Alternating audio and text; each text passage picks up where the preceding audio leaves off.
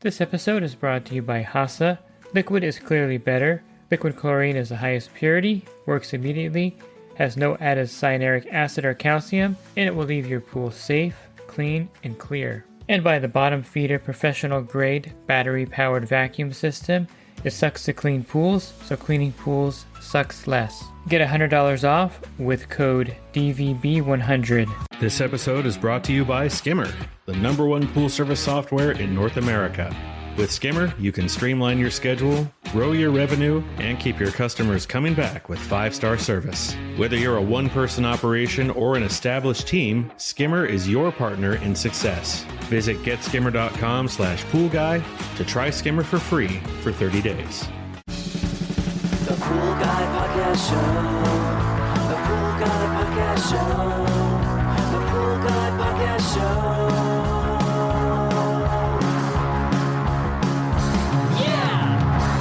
Hi, welcome to the Pool Guy Podcast Show.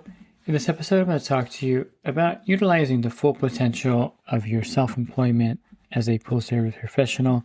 This is something that a lot of people don't do out there, and this is just like a reminder podcast that you're actually working for yourself, and there are benefits that go along with that.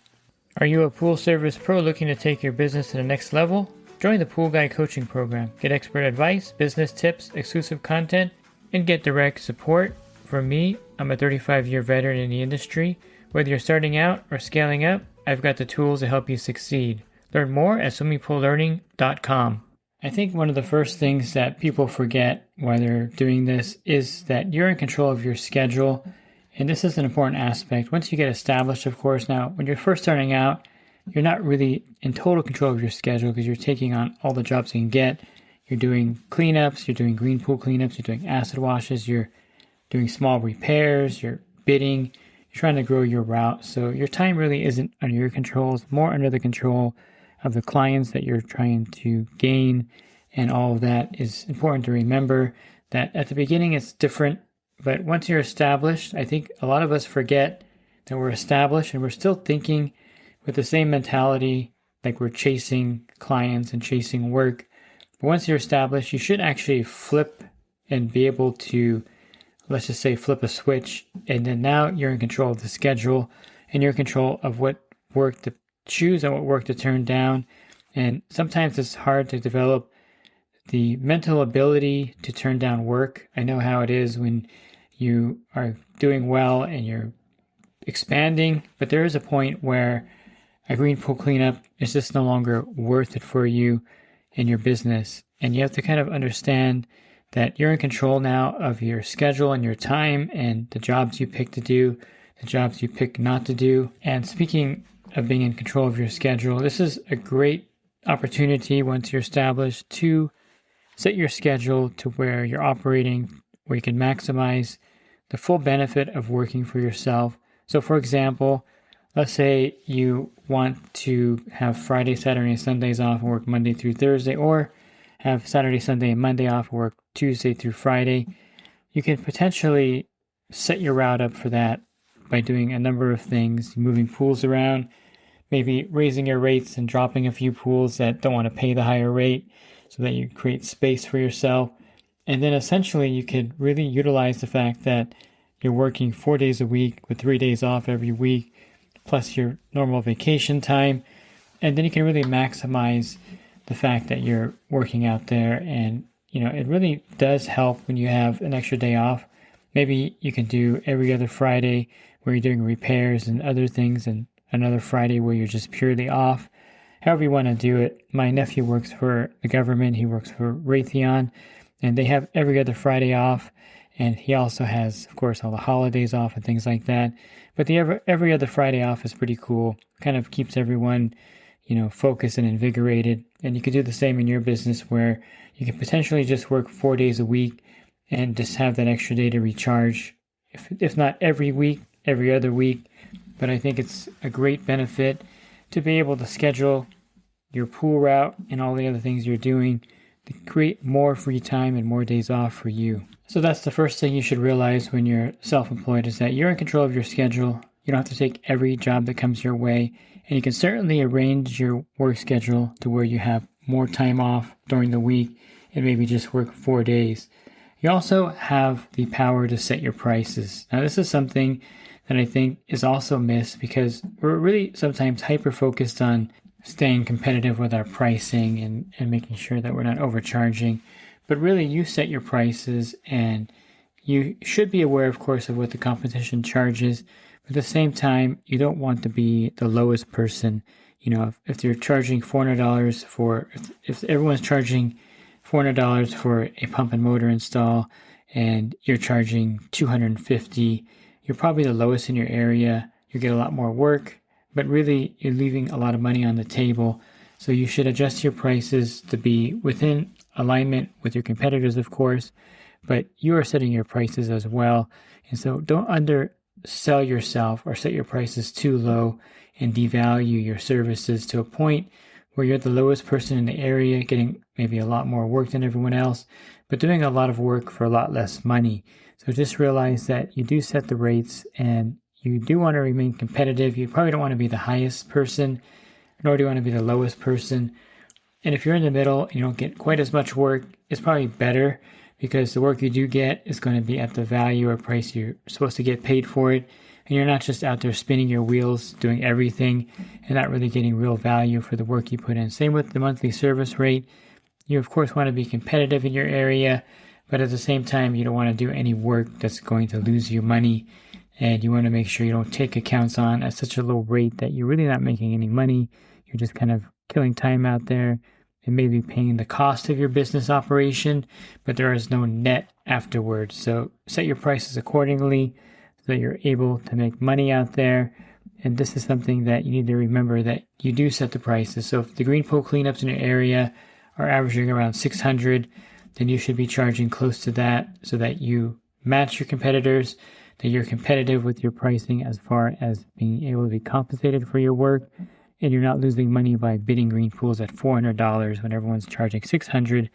And of course, there's different prices on how bad the pool is, and you want to make sure you bid accordingly so you're not losing money on something when you should be making money in your business. And I think that's the key that people forget, is that there's a difference between doing work, getting paid, being able to pay off your business expenses, but there is another end of that where you actually have to make a profit to make it worthwhile for you to be out there. I mean, you can get a job at In-N-Out Burger here in California, make $22 an hour, or $23, let's just say, I think $23. They make a lot of money, $23 an hour minimum wage. The minimum wage is lower, but the In-N-Out Burger pays them a pretty good wage. And let's just say you work 40 hours a week, that's $920, and you work 48 weeks during the year. That's $44,000 for flipping burgers. I mean, if you're doing pool service and you're out there really hustling it and you're sweating and you're working in the summer in the heat, in the rain, in the winter time when it's cold, and you're really not making anywhere what someone would make working at a burger place, then you're not really making a profit, and it may not be worthwhile for you to be out there. You have to kind of flip that and realize that you are out there to make money, and so you're charging accordingly so that you actually have a profit in your business. The word profit is something that people don't talk about or think about in their business. They just want to make sure they have their expenses paid and they're making money. But are you making an actual profit for the amount of time and effort you're putting out there? Taxes are another great benefit of being self-employed. Being self-employed allows you to file taxes as someone who's self-employed, whether you're a corporation or incorporated or not, or as an individual. There are a lot of tax benefits for being self-employed. You can write off, of course, your truck. You can, there's two ways of doing it. You can do a mileage deduction or you can do a cost deduction. You can, of course, write off chemicals, tools, cleaning supplies, parts, office supplies, your cost of your cell phone, any software that you use, any kind of licensing fees you pay, all of that. A home office is where you got to be careful. The home office is where the IRS audits a lot of people, but a home office will allow you to write off, I think, 1/10 of your utility bills each year. And so you have to, of course, check with your CPA to make sure you're doing it correctly. And you also want to make sure you're maximizing all of your deductions in your business. If you buy a new truck, there's an IRS write-off for a fleet vehicle the first year. Make sure you utilize that as well. There's all kinds of different things your CPA can tell you, but the tax benefits of being self-employed are really unique out there because you don't have, you're not working for somebody like In-N-Out Burger where they're taking out set federal and state amount. You determine your income, you determine your expenses, and then you report that to the IRS. And that's one of the great benefits of being self-employed is that you have the ability to report your income and expenses and get some deductions based on that as well.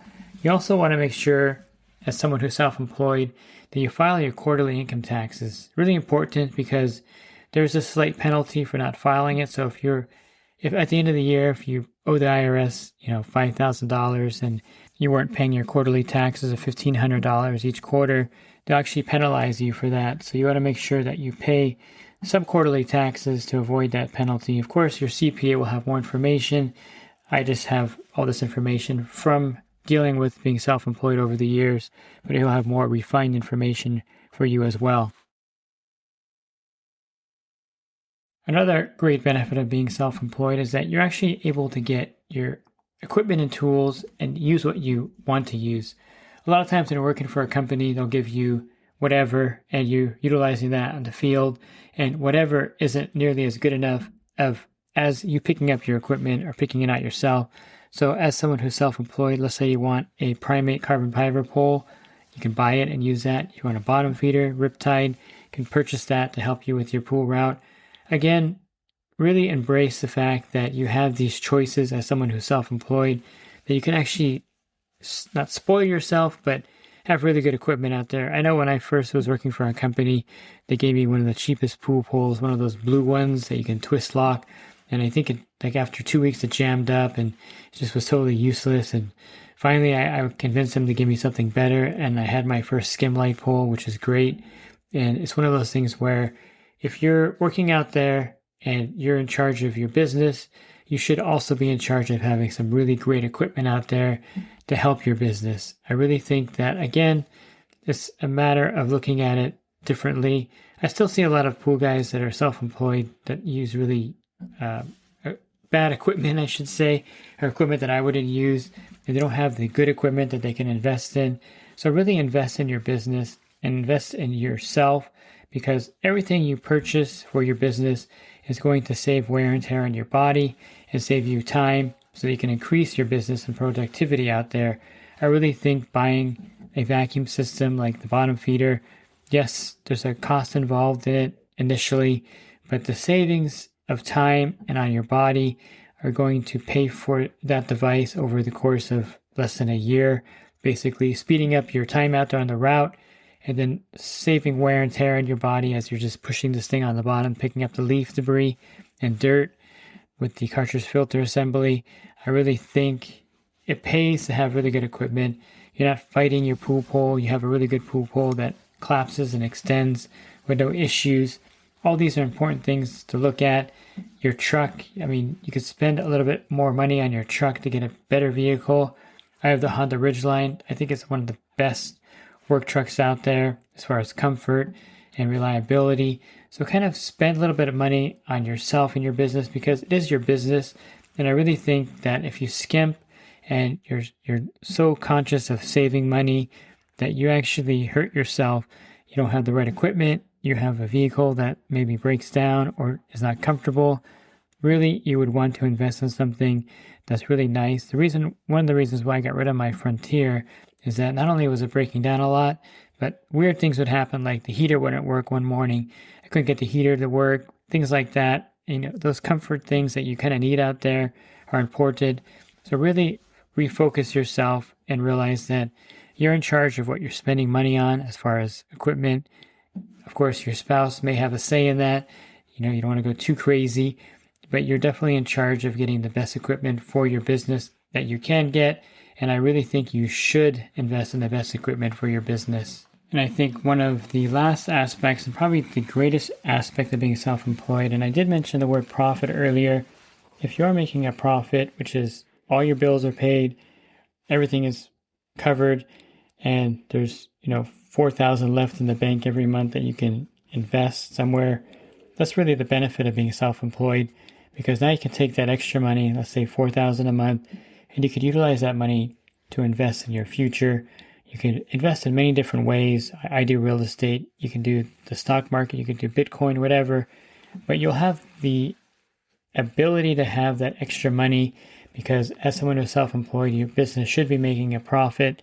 You take that profit and you reinvest it. You can reinvest it into the business and grow it. You can expand. You can buy partial routes, get employees, and use that extra money to expand your business to get more profit and more money.